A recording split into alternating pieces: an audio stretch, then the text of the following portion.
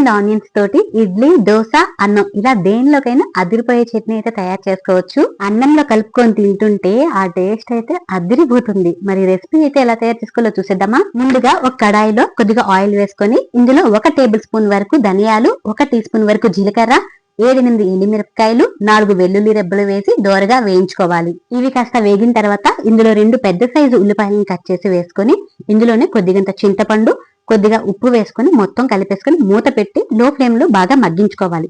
ఇది పూర్తిగా మగ్గిపోయిన తర్వాత స్టవ్ ఆఫ్ చేసి పూర్తిగా చల్లారనివ్వాలి. ఇది పూర్తిగా చల్లారిన తర్వాత ఒక మిక్సీ జార్ లోకి వేసుకొని ఇందులో కొంచెం కొత్తిమీర, కొంచెం వాటర్ వేసి ఫైన్ పేస్ట్ లాగా గ్రైండ్ చేసుకోవాలి.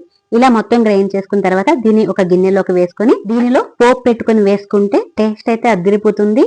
ఇది టిఫిన్స్ లోకే కాకుండా అన్నంలో కూడా చాలా బాగుంటుంది. ఒక్కసారి ట్రై చేయండి. ఈ రెసిపీ ఎలా అనిపించిందో కింద కామెంట్ చేయండి. వీడియో నచ్చితే లైక్ చేసి షేర్ చేసి మరిన్ని వీడియోస్ కోసం నా ఛానల్ ని సబ్స్క్రైబ్ చేసుకోండి.